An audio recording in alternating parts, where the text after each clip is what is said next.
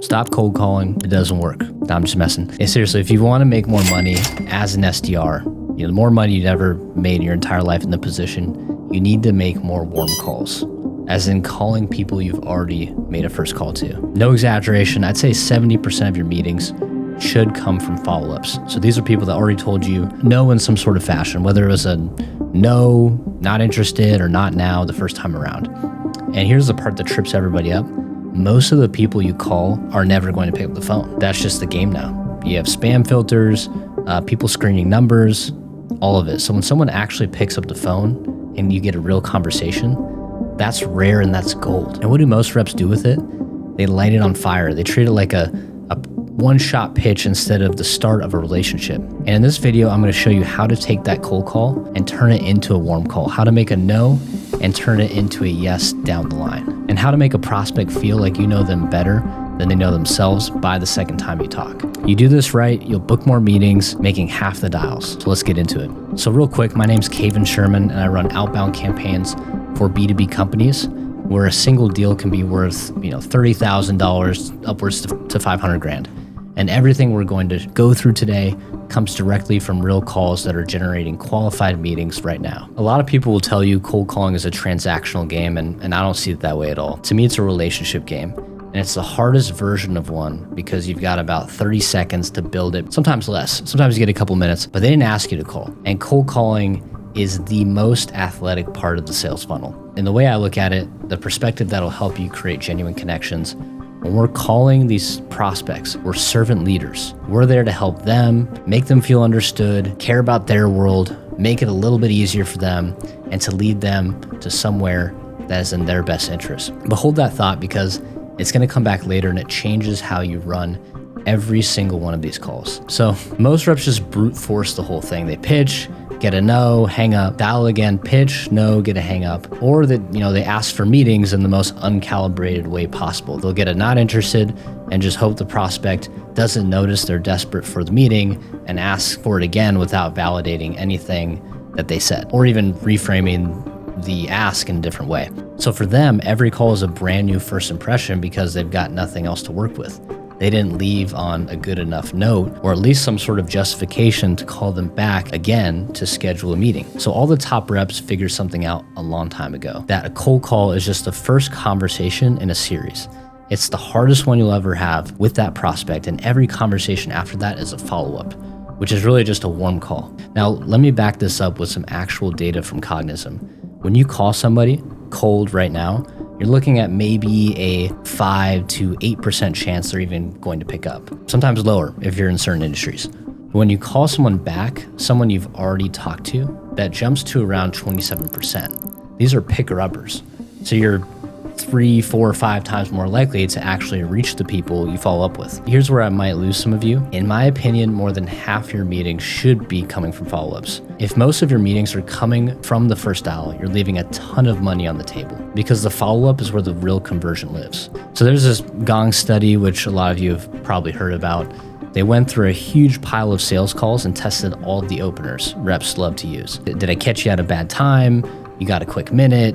How are you today? And the opener that beat everything wasn't really even an opener. It was, how have you been? Think about why that works for a second. When someone hears, how have you been? Their brain assumes that you've talked before. It assumes there's some kind of relationship there. So instead of hearing a stranger trying to sell them something, they hear somebody they might actually know reaching back out. That's the whole move right there. So how do you make every no, not interested, or a not now turn into pure gold and money follow-ups?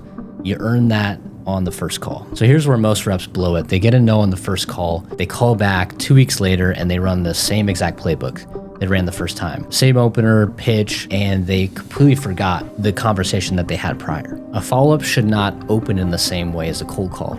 You're not starting over from the top. You pick up right where you left off, bringing up what they told you. You bring back the pain they mentioned, you reference the actual conversation you had before. And what kills a follow-up, because most reps are guilty of at least one of these, repitching from scratch like it's a brand new call, calling back with 0 notes, so you've got nothing to even reference, or leaving one of those lazy, just checking in voicemails that means absolutely nothing to anyone. And worst of all, calling back and lying and tell them, hey, you told me to call you back when they never said that. Prospects can feel that instantly. And now you've torched the trust you were supposedly trying to build. So any industry with a hungry audience is getting cold called every single day. Some of these prospects are getting 10 cold calls a day. So all you gotta be is 1% better than the last guy or gal who called them. You call back and you go, hey, this is Cavin, how have you been? Last time we spoke, I caught you at a rough moment. You mentioned you had that whole thing going on with the migration and the audit, and you wanted me to reach back out this week to schedule some time on the calendar. How's maybe Thursday or Friday? So that lands completely differently than a cold call, like a human being instead of a CRM. They feel like you remembered them, like you actually cared enough to write it down. And it's not overly complicated. You just paid attention the first time. And now here's the part that's hardest for most reps to actually do. To turn a cold call into a warm call, you've got to be willing to lose your desire for the meeting. And I don't mean just don't go for it. You go for the meeting every time. That part never changes. But there are calls where the prospect just isn't ready. And if you can feel that and you push anyway, you just torch the follow-up. Because at the end of the day, nobody likes a desperate salesperson. You can feel the commission breath through the phone. And these people, they've been pitched 1,000 times, whether that's buying a car or at the grocery store with the cable guy. They know the difference between someone who actually cares and someone who's just trying to hit a number. And if they don't feel like you actually care about them, their wants, their needs, their challenges, their motivations, their interests, their cares, they're not going to care a bit about what you want. So sometimes you got to realize this call isn't the meeting call, it's the intel call. You're not booking today. You're earning the right to book 3 weeks from now. You slow way down, drop the urgency, ask better questions than the last SDR, and actually make them feel heard. And here's the kicker. The second you stop trying so hard to book the meeting, you start booking more of them because now they can feel you're actually listening instead of just waiting for your turn to pitch. This is the principle that changes everything. No looping is done in vain. And if looping is new to you, it's just the move where you don't take the smokescreen at face value. You ask questions to get to what's really going on underneath. But here's the thing, even when the loop doesn't book you the meeting, it is never wasted because every question you ask, every answer they give, every piece of pain they hand you, that's intel for your follow-up. So I'll give you an example. You call a prospect, they hit you with, we're all set. You don't take it at face value, you mirror it back and you let it sit. They go, honestly, we've just had this huge project that's eating us alive right now. I know we need to probably look at different, vendors to bolster our security posture, and boom, that's straight gold. They just handed you 2 things. They care about their security posture and there's a project standing in the way. Now you don't pitch, you affirm it and you say, yeah, totally get it. Projects can be a totally energy suck. And then you make a soft play for the meeting because you should always at least try. Listen, I know timing's rough with everything on your plate. The whole reason I called is we've been getting IT leaders in your exact spot squared away on their security posture, without it turning into another project they've got to babysit. Is that something that's worth a look down the road? How's Thursday? And they might still say no, and that's totally fine. You're not walking away empty-handed.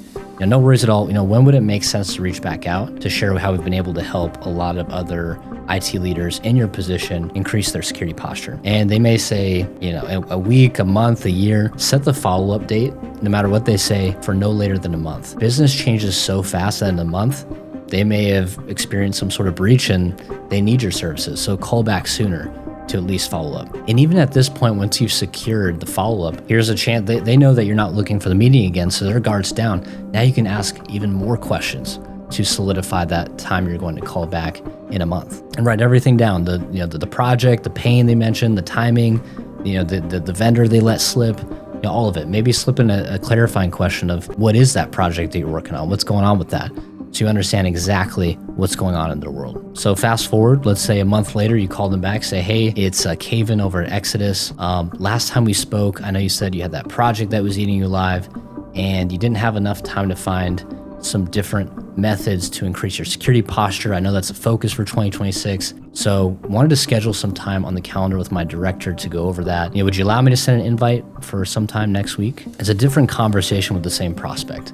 And they're going to take your meeting because at this point, you know more about their world than the last 10, 20, 30 cold callers that are ringing their phones off the hook. So here's the only system you need to categorize your follow-ups. And so shout out to Connor St. Louis for creating this. He taught me this and it's the cleanest follow-up system I've come across. Every no you get isn't just a no, it's a no with a rating on it. And you should be rating every single callback you set so you know exactly how warm or cold it really is, before you ever dial it again. And so you know how to approach the prospect. So the definition of a 1-star is a quick no. They shut you down fast and they didn't even let you finish your pitch.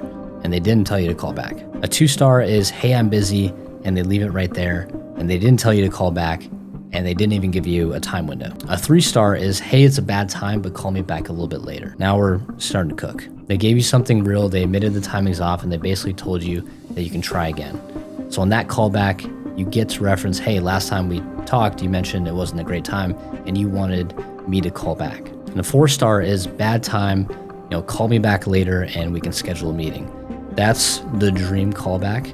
And they told you you can come back and schedule. You're not selling anything on that next call. You're just confirming a meeting. And I see this all the time. Most reps don't even know what type of follow-up they're working with. They just call back and hope for the best. You should know exactly what every follow-up is rated.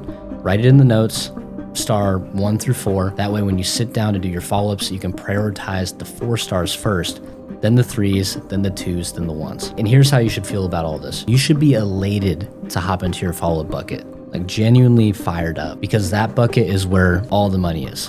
While everyone else is out there grinding fresh, cold dials, praying for a yes, you're sitting on a stack of 2-star, 3-star, and 4-star follow-ups. Your only job is to keep them moving up the ladder and cashing them in. And the great thing is you can move a 1-star up to a 4-star on the same call. You can take a 1-star callback, that quick no with nothing to reference, and through asking good questions, you can move it all the way up to a 3 or 4-star before you even hang up. So how do you do this? You implement ruthless curiosity. You learn about what makes them tick. The prospect in their perception believes whatever they have going on is more important than the conversation they're having with you. And they want to say as much as possible with as little words as possible.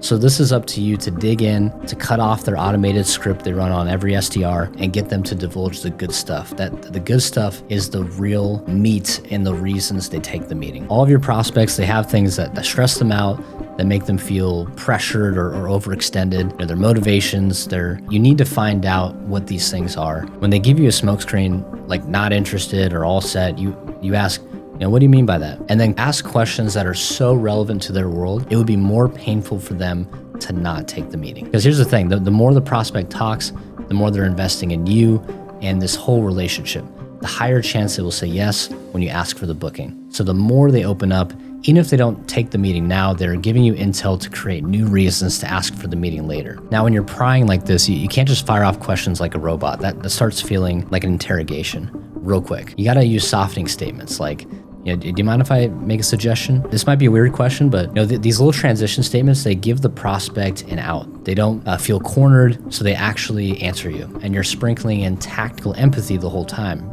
Little stuff like, got it, okay, oh really, wow. Just genuinely curious about them, and I mean actually curious, not just faking it, because trust me, they can tell the difference. Then you ask your foundational questions. These are the ones where if they answer, you already know you're about to have a great conversation. The kind of questions that assume they're operating at their best, the kind a peer would ask them, not some vendor trying to get in the door. So let's say you're pitching marketing services. In the spirit of constant improvement, what's one area of your marketing program you're actively trying to level up this year? And what's your process around testing your assumptions on audience targeting, creative, and channel allocation? From a marketing perspective, what would feel like a loss if you weren't able to explore it this year? And every single answer they give you is ammo to book a meeting, or at least create an amazing warmed up follow-up. So here's how to handle 1, 2, 3, and 4-star follow-ups. Here's the reality. You can ask for the meeting at any point in time. Technically, you can ask for the meeting right away on any call. I'll share 2 approaches for 1 to 3-star follow-ups. So a pitch where you start from the top and a pitch where you go straight for the meeting. And then 4-star follow-ups, you reference all the intel you collected, summarize what they told you last time, and make them feel understood and validated, and go straight for the meeting every time. And to make this super simple for you, here's the exact screenplay I use, broken down by what star the follow-up is. You can just steal these word for word. So 1 and 2-star follow-up. So they did not ask you to call back. Hey John, this is Cavin over at Exodus. We spoke, this was last week, and I don't think I could have caught you at a worse time. So I'm just looping back with you here. You mind if I grab a quick half minute just to refresh our conversation? And then you can go into your pitch. The meeting first version of that is, hey, John, this is Cavin over at Exodus. We spoke about a week ago and I caught you at a terrible time. So just looping back here with you to see if you'd be opposed to meeting sometime tomorrow or the next day. They probably will say, what is this about? And then you can go into your pitch.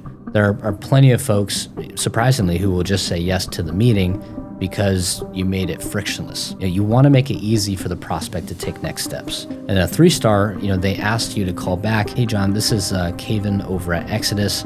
We spoke about a week ago, and I remember you were dropping off your kids at soccer practice, wanted me to call back later. Do you mind if I grab a quick half minute just to refresh our conversation? If you want to go straight for the meeting, you can go, hey, John, this is Cavin over at Exodus. We spoke last week, and I know you were knee deep in a couple projects and it wasn't the best time, and you wanted me to reach back out this week. So wanted to see if you'd be open-minded to carving out 15 minutes, maybe sometime tomorrow or the next day, to just share some of our unique approaches with you. Again, they may go, what is this for? And then you can just go, oh, sorry, let me refresh our conversation. And you go straight into the pitch. On the 4-stars, they asked you to call back and schedule a meeting. Hey, John, this is Cavin over at Exodus.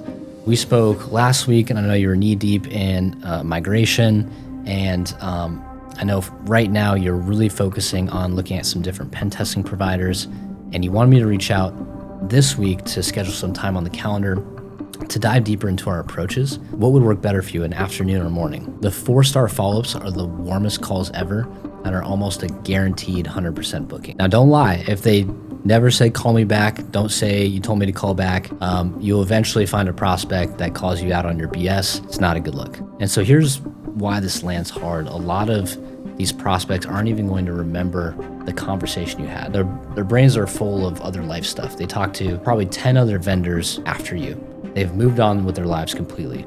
And so when you call back and go, hey, John, how have you been? Last time we spoke, you were knee deep in that ERP migration and your team was stretched thin for the audit, and security was the thing that was on the radar, but you couldn't handle right now. So you wanted me to call back this week to dive deeper into AI governance. Would you be completely against meeting tomorrow about that? And they're going to be floored. They won't tell you that they're floored, but their subconscious will, because no one else who called them remembers a single detail they said, and no one bothered to write it down. And the whole sub-communication of that callback is, I actually listened to you, I actually care, and I'm worth 15 minutes of your time. And at that point, you're not some random caller anymore. You're in a deeper relationship with this prospect than anyone else who's ever going to dial their phone. So when you ask for the meeting, it's easy. Your whole vibe is already like, yeah, we should obviously be talking. You put in the work on the first call, and now you just get to collect. Now, remember earlier when I said we're servant leaders on these calls? This is where that comes in, and it ties everything together. So you're there to serve the prospect, to make their world a little bit easier, but serving them doesn't mean sitting around waiting for them to magically decide they're ready to take a meeting, because they're never just going to wake up and go, yeah, you know what? I'm going to call back that SDR and let's have the meeting now. That doesn't happen. You still have to lead them there. The difference is how you lead. And it's completely different from how a junior rep might try to do it. So picture this. You knock on someone's door, you ask if you can pitch. They crack the door open a couple inches, peeking out just through that little crack. One hand still on the door, ready to slam it. If you get weird, they're letting you talk, but that door is barely open. Now, if you try to shove that door open and walk in, what happens? They'll go, whoa, what the heck? No, and they slam it right in your face. Done, you're cooked. But if instead you just start asking them really good questions, something flips. They start mirroring your curiosity.